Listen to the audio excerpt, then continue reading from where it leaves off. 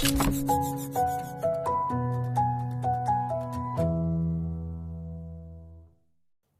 et bienvenue. سلام بچه‌ها، حالتون چطوره؟ خیلی خوش اومدین. امروز می‌خوایم بچه‌ها با هم دیگه یه فایل لیسنینگ کار کنیم. می‌خوایم با هم دیگه کمپرهانسیون اورال کار کنیم. اوکی. بچه‌ها تیترمون هست جو رزرو لی بیه. جو رزرو لی بیه. من بلیط رزرو می‌کنم. این عکسی که می‌بینید اون در واقع بخش اصلیه. این صفحه است که در واقع متنی که همراه میشه با اون فایل صوتی و اینا سوالاییه که در ادامه میاد که دونه دونه می‌ریم همه رو با هم دیگه بررسی می‌کنیم. اول متن رو با هم ببینیم. اوکی. C'est quoi? C'est un site web. یه وبسایت ها qui s'appelle Meilleur Séjour. بهترین اقامت. Meilleur Séjour. Le comparateur de voyage numéro 1. هرچی شما بچه‌ها اینجا متوجه نمیشین مهم نیست. اوکی، ولی با هم همش رو نگاه می‌کنیم. من هر سکو همش رو بگم، ولی comparateur de voyage در واقع مقایسه کننده صفحات شماره یک بهترینشه. Le numéro 1. اوکی. اینا بچه‌ها در واقع سمت چپ نوشته و کریتر یا اون شرایطی که ما می‌خوایم توش لحاظ کنیم. مثلا می‌خوایم به گفته ویل برست، شهر برست، arrivé le 23/10 2016 le départ le 30/10 2016 در واقع 23 اکتبر 2016 arrivé است، 30 اکتبر 2016 رسیدن pour 2 adultes برای 2 نفر در واقع این کارو کرد. اینا همه اطلاعات مهمی که وقتی گوش میدیم این اطلاعات به ما کمک میکنن. مدل‌های مختلف ابرژمان هنوز انتخاب نکردن از بینشون.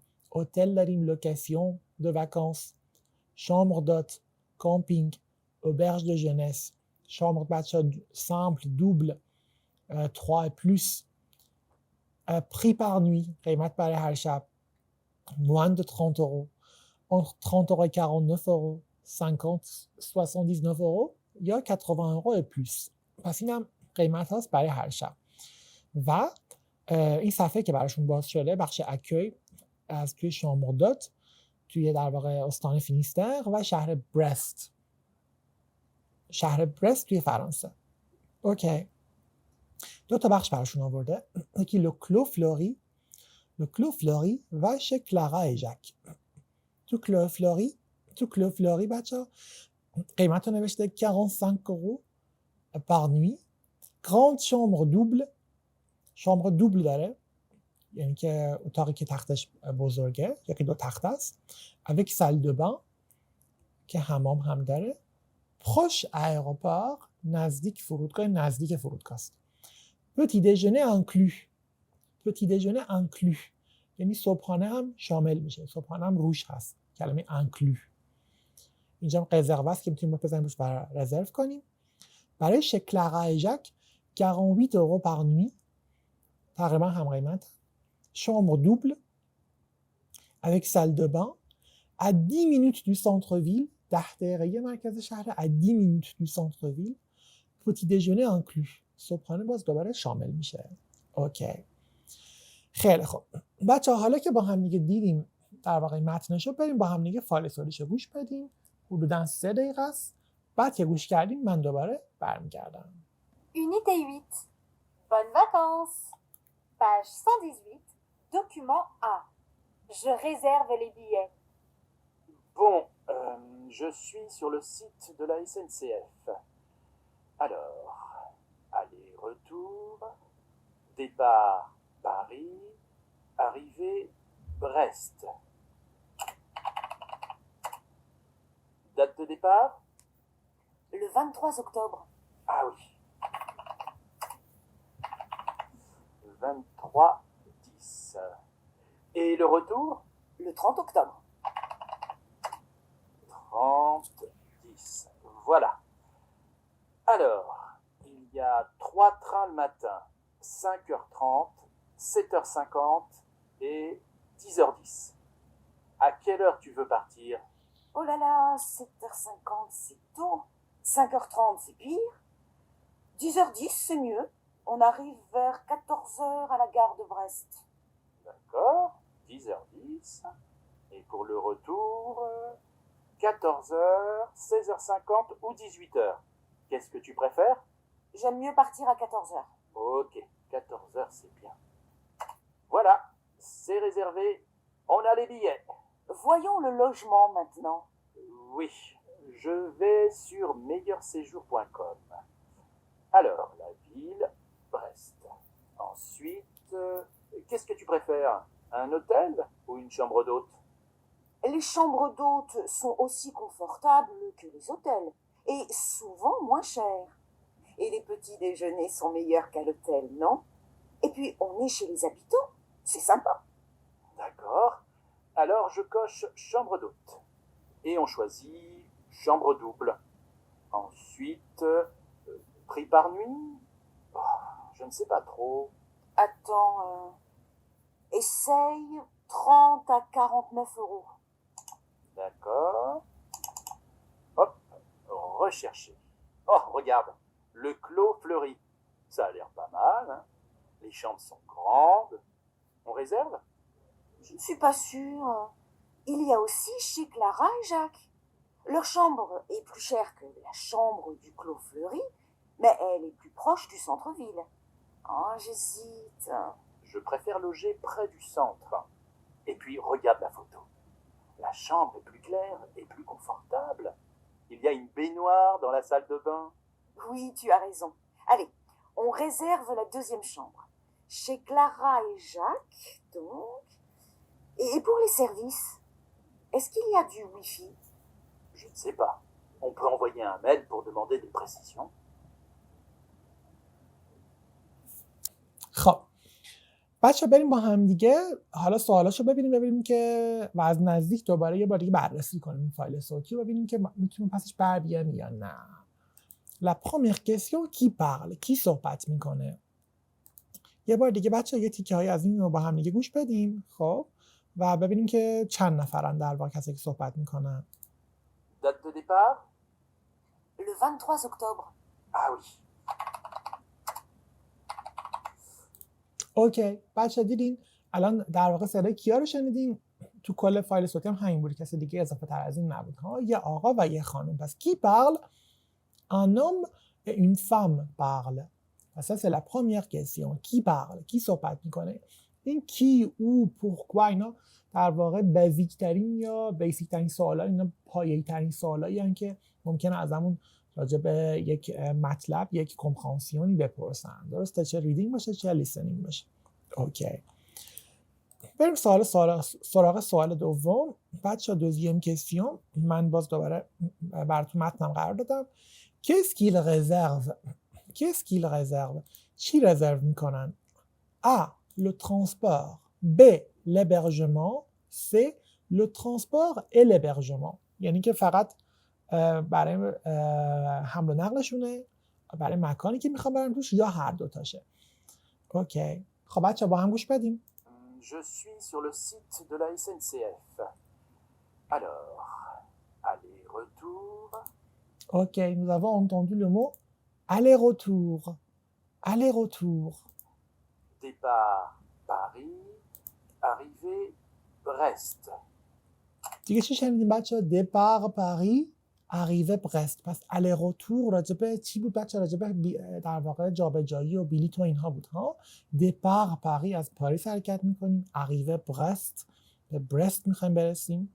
خب پس بچه ها با همین اطلاعاتی که داریم نشون میده که داریم در مورد ترانسپور حداقل صحبت میکنیم. تا اینجا درسته، ولی چون ترانسپور رو تو سه هم داریم بگیم در مورد ابرژمان یا لوژمان هم داریم صحبت میکنیم یا نه. خب گوش بدیم. Voyons le logement maintenant. Oui, je vais Le sur logement. meilleurséjour.com. Alors, la ville, Brest. Ensuite, qu'est-ce que tu préfères? Un hôtel ou une chambre d'hôte? Les chambres d'hôtes sont aussi confortables que les hôtels. اوکی بچه باز دوباره چه کلماتی با هم دیگه شنیدین؟ un hôtel, une chambre d'hôte که اینا همشون چی هن؟ در واقع ابرژمان هن که با هم درس قبلی یاد گرفتیم. لوژمان هستن در واقع. پس به این ترتیب متوجه میشیم که جواب این سوال ما بخش سیه ها. بخش سه در واقع فرانسه است. A بود le transport, B بود l'hébergement, C بود le transport et l'hébergement.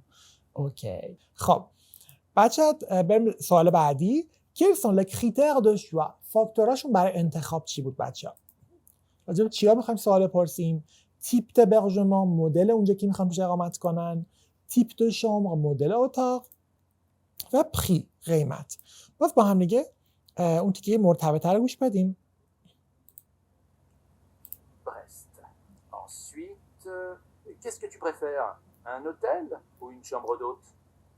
Les chambres d'hôtes sont aussi confortables que les hôtels et souvent moins chères. اوکی بچه ازش پرسید که هتل میخوای یا شامبر دوت؟ qu'est-ce que tu préfères? l'hôtel ou une chambre d'hôte؟ و خانم گفت که les chambres d'hôtes sont aussi confortables، به همون اندازه هتل ها راحتن، کنفورتابلن. اوکی پس در واقع چی انتخاب کردن؟ شامبر دوت، واسه اینکه موان شره، ارزون تره. بریم حالا تیپ دو شامبر رو ببینیم. Et les petits déjeuners sont meilleurs qu'à l'hôtel, non? Et puis on est chez les habitants, c'est sympa. D'accord. Alors je coche chambre d'hôte. Et on choisit chambre double. Ensuite, Ok, et on choisit quoi? On choisit chambre double. پس تیپ دو شامبر شد شامبر دوبل، دو نفرن دیگه منطقاً شامبر دوبل. و بچه قیمت ها رو ببینیم. حالا قرار جوابش پیدا کنیم که moins de 30 euros، entre 30 et 49، entre 50 et 79 یا plus de 90 euros.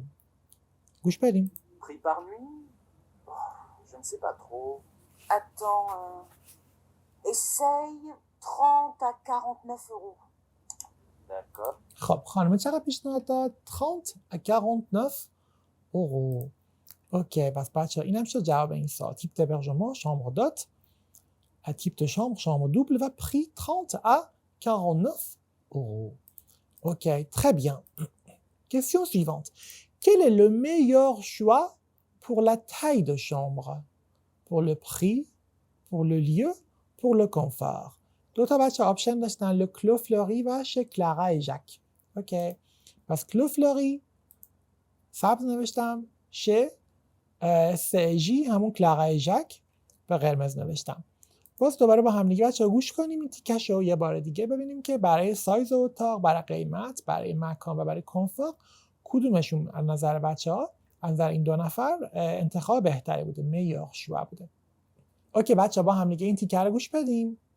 30 à 49 euros. D'accord. Hop, rechercher. Oh, regarde, le Clos Fleury. Ça a l'air pas mal, hein. Les chambres sont grandes. On réserve? Je ne suis pas sûre. Il y a aussi chez Clara et Jacques. Leur chambre est plus chère que la chambre. بچه قبلش داشت در مورد کلو فلوری میگفت، گفت که les chambres sont grandes. پس grande chambre این برای کلو فلوریه، درسته؟ اوکی. ولی خانومم گفتش که در واقع chez Clara et Jacques plus cher، گرونتر، قیمت همونجوری داریم میبینیم. خب پس باز دوباره قیمت هم برای کلو فلوری بهتره. باز این تیکر گوش بدیم. Du Clos Fleury, mais elle est plus proche du centre-ville. Ah, j'hésite. Elle est plus proche du centre-ville. پس plus proche نزدیکتره. داشت در مورد کلارا ژاک صحبت میکرد. این نزدیکتره، پس برای مکان کلارا ژاک رو اشاره کرد. Je préfère loger près du centre. Et puis regarde la photo. La chambre est plus claire et plus confortable. نظر آقا همینه که chez Clara et Jacques la chambre est plus claire et plus confortable. پس برای کامفورت هم plus clair روشن‌تره، هم plus confortable. بچه همین شر هم clair فمینن شدن چون داریم در مورد شامبر صحبت میکنیم. خوش و کنفورتابل فمینن مسکولین شبیه هم دیگه است. اوکی. پس با توجه به این اطلاعاتی که گرفتیم برای تای دو شامبر گراند شامبر واسه کلو فلوری گفت، برای قیمت گفت کلارا ژاک گرونتر، پس با کلو فلوری باید این مشخص هستن. برای مکان کلارا ژاک چون که از 10 مینوت دو سانتروپی است، اطلاعات بچه اینجا هم داریم و گفتش که پلو پروشه. و برای کامفورت هم آقای گفت که دومیه پلو کنفورتابله. پس این همیشه جواب این سوال. اوکی. و la question suivante, ils choisissent quelle chambre. آخر کدوم اتاق رو انتخاب میکنن؟ گوش بدیم. Il y a une baignoire dans la salle de bain. Oui, tu as raison. Allez, on réserve la deuxième chambre. Chez Clara et Jacques, donc. Ok, on réserve la deuxième chambre chez Clara et Jacques. پس ils choisissent quelle chambre. کدوم اتاق رو انتخاب میکنن؟ chez Clara et Jacques. پیش کلارا و ژاک. اوکی. حالا یه تیکه آخر داریم بچه‌ها که دیگه نیاز به گوش کردن نداریم، صرفا می‌خوایم این واژه‌ها رو قرار بدیم بخش واژگانه. این بخش 4 تا واژه داریم: اوبرژ دو ژنس، کامپینگ، شامبر دوت و هتل که باشون آشناییم. خب سوالمون این است: A. Je choisis toujours je préfère un hébergement professionnel. B. On dort dans une tente à l'extérieur. C. Loger dans une c'est plus sympa. J'aime bien être chez les habitants. D. Le, il y a là, et l'apostrophe, c'est pour les jeunes. Ok, regardons le numéro, la lettre A, حرف A رو ببینیم بچه‌ها. Je choisis toujours, همیشه انتخاب میکنم یکی از این 4 تا رو. Je préfère un hébergement professionnel. Alors, entre ces 4 hébergements, quel est l'hébergement le plus professionnel؟ اونی که از هم پروفشنال تره بچه، پروفشنال تره کدومه؟ هتل دیگه ها. پس je choisis toujours l'hôtel. الاپوستروف هم کمکمون میکرد که بین اوبرژ و هتل بخوایم انتخاب کنیم که منطقه هتل پروفشنال تره. او این او که معنی این کلمه مسکولینه، ولی خب اینجا هم کامپینگ مسکولینه هم اوبرژ مسکولینه، بس متوجهیم که شامبر نیست. هتل هم که قبلا خط خورده. On dort dans une tente. توی یک تانت میخوابیم، توی یک چادر میخوابیم بچه. تو کدوم؟ تو اوبرژ یا تو کامپینگ؟ تو کامپینگ. au camping on dort میخوابیم dans une tente à l'extérieur، بیرون اونجا. و loger dans une، این فمینن بچه‌ها، کلمه فمینن که برامون مونده کلمه شامبره، ولی باز متوجه میشیم c'est plus sympa، خیلی باحاله، باحال‌تر. j'aime bien être chez les habitants، دوست دارم که خونه در واقع کسایی باشم که ما رو دعوت میکنن. پس این میشه loger dans une chambre d'hôte c'est plus sympa. و آخری هم که جواب مشخصه ولی نوشته c'est pour les jeunes، auberge de jeunesse c'est pour les jeunes. لزوما برای جوونا نیست ولی جوونا بهتر تحملش میکنن. اوکی بچه‌ها، باریکلا که دووم آوردیم با هم دیگه، این لیسنینگ رو با هم دیگه کار کردیم، گوش کردیم. حالا که روش کار کردیم لطفاً سعی کنید بیشتر گوش بدین و بچه که کتابو دارن فایل صوتی، فایل در واقع نوشتاری تمام این فایل‌های صوتی ته کتاب هست. حتما برید بعد از اینکه چند بار گوشش کردین با فایل متنیش چک کنید ببینید که چقدرشو فهمیدین، چه کلماتی بوده که متوجه نمی‌شدید و سعی کنید باهاش تکرار کنید و چند بار بگیدش. آره، خسته نباشید. ابیانتو.